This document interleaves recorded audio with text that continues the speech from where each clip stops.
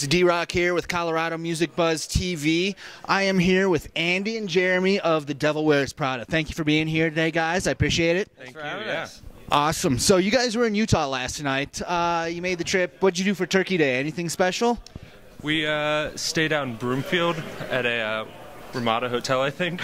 Renaissance, I think. Or I don't know. Yeah. Starts with an R. But everything was closed, so they had a Thanksgiving feast at the hotel restaurant.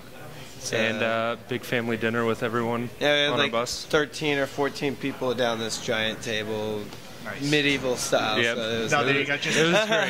just get it while you can get it. Yeah, exactly. Right on. So you're touring in support of your new album, Death Throne. Why don't you tell me a little bit about the album?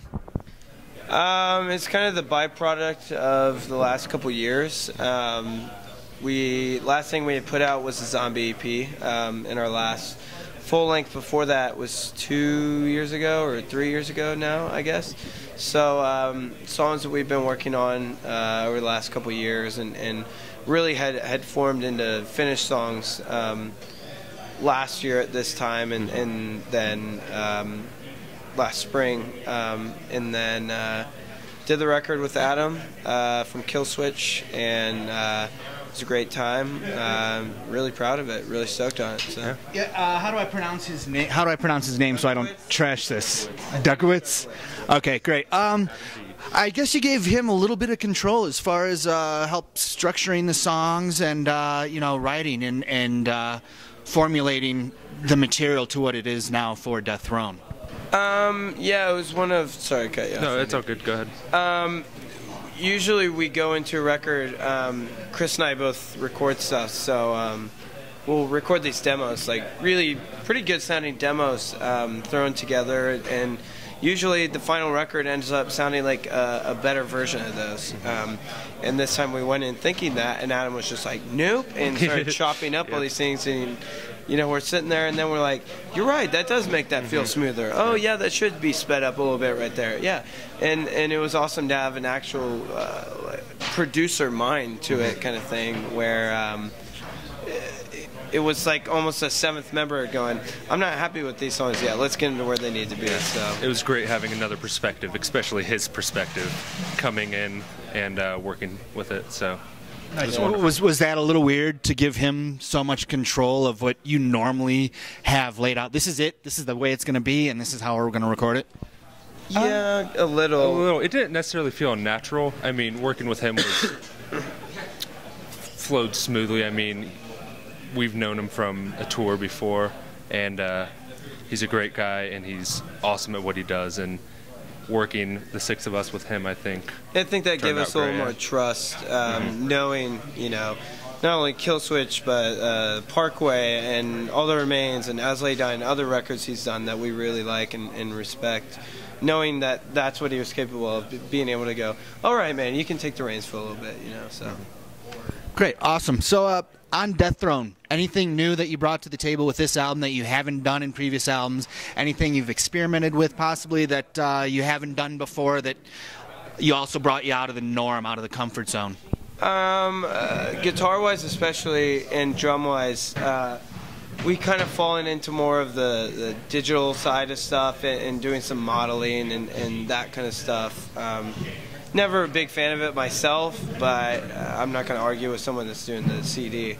But it's something I've been really focused on wanting to get on the record, just because there's harmonic nuances you can't get out of a fake amp, And so that was something that Adam is also really, really into, and so we found a lot of really cool guitar tones and got real experimental with just delays and pedals and stuff that someone listening might not notice the difference, but to me and I know to a lot of musicians that might listen to it, they'll go, that's real, every effect on it is real, it's real stuff. So how about you for your bass tone? Anything different that you've done on this album as opposed to before? Just working with him, I mean, tweaked a few things here and there, but just kept it simple. The first time you really still used a cab on it. Yeah, I mean, just natural, same as guitar. And were you going direct on your previous albums? Yes.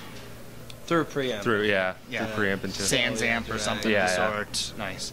Now, I gotta tell you, I've seen pictures of you guys, and I'm looking at you guys. I gotta tell you, you look more like the barista that would give me my latte, as opposed to the guy who's gonna get up on stage and throw down and thrash to death. You know, I mean, is that a conscious effort as far as your look, or is this just kind of, hey, this is who we are, deal with it? I want to say I love that you said barista, because I just recently purchased an espresso machine that I brought on tour, that every day I set up and make lattes and stuff for everyone. Well, then I hit it on the head. You did. You really did. For us, the big thing, especially over the last couple of years, it's just been honesty, you know, of not saying things that aren't true, of not being untrue. You know, every time we go on stage, we say what's true, but, you know, especially, you know, this tour and bringing out the bands that we did, and just going, these are bands that we like. We like every band on this tour. Otherwise, we're not going to bring them out anymore. We're not going to do tours with bands that we don't like if it's our headline tour, because then we're reflecting to people that these are good bands. And why should we do that? You know, the way we dress or look or act or anything. Do we look like Kerry King? Hell no. Do I love Kerry King? Yes, of course. I love Slayer. But I'm not going to dress like that and act like that if that's not my thing. You know, I'm a little guy. I'm never going to be, you know, a big, tough metal guy, but I still love the music just the same. So it's all just honesty, I guess. Yeah. So as far as the bands you've got on tour now, are these handpicked by you, or is this part of the label? Is who decides on who you're bringing on tour with? On this tour, it was all straight up us. We've known all these bands for a time now. We did our first tour with Whitechapel years ago. What, 2007 or 8 or something? I think it was 7. Did a tour with them, and then For Today, we just did a run recently in Canada with them last year at this time, but we've known them for years. Chris has known Maddie, the singer, for years, and always liked the band. And Enter Shikari, we did a tour in the UK with them. And Warped Tour, so it's just all bands that we like and we respect, and all great guys. Yeah, they're just honest in what they do, you know, and especially from our generation of bands, there's just some really bad bands out there, you know, that they're like, they're selling a lot of tickets right now. I'm like, I really don't care. Justin Bieber sells a lot of tickets. Exactly. Doesn't mean I'm going to bring him on tour. Jonas Brothers right now. Come on, man. Right on. So, do you guys ever book locally when you come to like say you're here in Denver? Would you ever, if you needed a spot, would you book a local band, or is that somebody else you're going to go outside of for? Sometimes promoters, hey Maddie, sometimes promoters will throw bands like that on, and we never really have an issue. Usually we try and keep small bills, because I know people get bored with a lot of heavy music over and over. You know, the Big Four, I can only imagine, you know, that package. It's just such a long day with more than 4 or 5 bands. So a lot of times that kind of plays into it, but we're always throwing people on every now and again. Very cool. If there was one band that you could be touring with right now, who would it be? Slipknot / Slayer, maybe. Slash. I'd probably agree with that.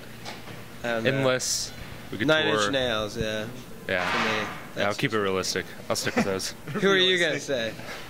I was gonna say Interpol, but I know that can't happen. Interpol, yeah, that'd be or Against Me. I would love to tour with Against Me. Yeah, we were on Warped Tour with them, and I have been a fan of them for so long. Nice. They're great dudes. Yeah. Rad dudes. Nice. So is this a lot of the stuff you listen to? Do you listen to I mean, other stuff, Jewel, Concrete Blonde, Pink Floyd? I mean, is there something out there that people would be surprised that you listen to that is the norm for you? I think for most of us anymore, especially, it's just either really chill stuff, or it's really heavy, but it's more on the Converge and Mastodon and Deathwish stuff and that kind of stuff, rather than this whole scene of things, because we see this and hear this all the time. You know, we don't want to listen to that. It's either more classic metal or new stuff that's heavy, but it's not necessarily just this kind of thing. You know, it's taking more chances, I guess, and that kind of stuff. If you haven't heard, there's a local Denver band, and I'm gonna give you a shout out here, Dave. Havoc. These guys are fucking badass. 80s thrash metal, phenomenal. These guys are badass. Definitely check them out. They're local here in Denver. Guys kick ass. So check them out if you haven't. And, you know, definitely good guys. Definitely good guys. Awesome. So, well, I want to thank you guys for being here with me today.